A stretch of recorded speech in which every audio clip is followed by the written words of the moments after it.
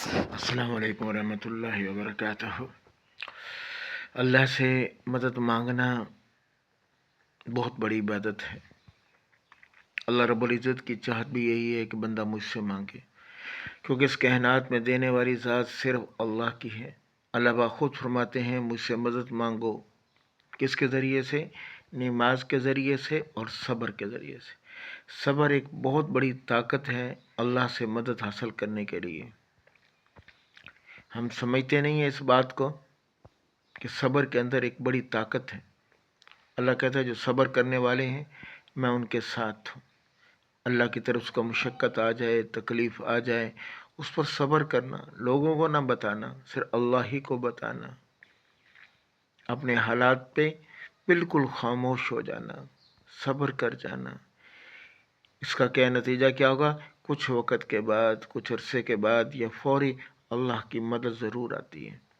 और इस दौरान अल्लाह का कोई हुक्म ना तोड़ना, अल्लाह से ना हटना, मुशक्क़त के वक़्त में जमे रहना, तकलीफ़ के वक़्त जमे रहना, हालात के वक़्त जमे रहना। इन हालात के अंदर सिर्फ अल्लाह को देखना कि अगर अल्लाह मेरे साथ है तो फिर कुछ भी नहीं, फिर कोई मसला नहीं है। जब नबी पाक सल्लल्लाहु अलैहि वसल्लम को ताइफ में पत्थर मारे गए तो आपने हाथ उठा के एक दुआ में एक फ़िक्रा बोला। वो क्या था कि अल्लाह अगर तू नाराज़ नहीं है तो फिर इन लोगों की नाराज़गी की मुझे कोई परवाह नहीं है। तो इस तकलीफ़ और मुशक्क़त के अंदर ये देखना कि अल्लाह तो नाराज़ नहीं है,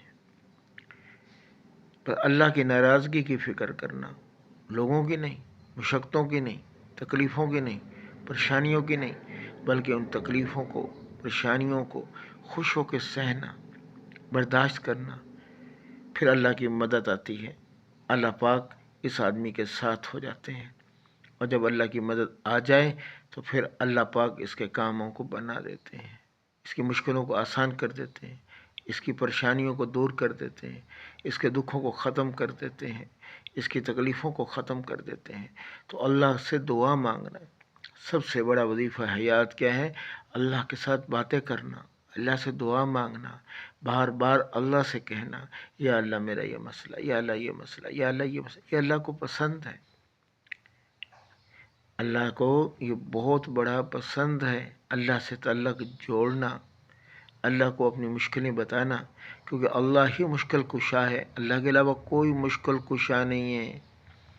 अल्लाह के अलावा ये शिर्क है कहना ये करता है, ये करता है, ये करता है, नहीं, अल्लाह के अलावा कोई कुछ नहीं करता, सिर्फ अकेले अल्लाह से होता है। कितनी नादानी है कि बाद लोग कहते हैं कि मुझ पर जादू हो गया, इससे रिस्क मेरा बांध दिया। ये शिर्क है। अल्लाह कहता है मेरा नाम रज़्ज़ाक़ है। अल्लाह देना चाहता है, कौन बांध सकता है? अल्लाह कहता है जो तुम्हें तकलीफ़ पहुँचती है मुझ मैंने दी है, और राहत भी मैं ही दूंगा। अल्लाह के अलावा कोई नहीं है जो तुम्हारे हालात को तब्दील कर सके। अल्लाह के अलावा कोई नहीं है जो तुम्हारी ज़िंदगी को बना सके। अल्लाह के अलावा कोई ऐसा नहीं है तुम्हारे रिज़्क़ को कम कर दे। रिज़्क़ का मतलब समझने की ज़रूरत है। अल्लाह कुरान मजीद में फरमाते हैं, जिसका मफ़हूम यह है, मैं जिसको चाहता हूँ उसकी रोज़ी को फ़राग कर देता हूँ, जिसको चाहता हूँ तंग कर देता हूँ। जिसकी रोज़ी फ़राग की है इस वजह से नहीं की है कि मैं इससे राज़ी था, और जिसकी तंग की है इसलिए नहीं की है कि मैं इससे नाराज़ था। मैंने दोनों को आजमाइश में मुब्तला किया, किसी को ज़्यादा दे के किया, किसी को कम दे के किया। यहाँ तो ये देखना चाहता हूँ इन हालात में ये बंदा मेरे साथ क्या करता है, मेरी मानता है या नहीं मानता है।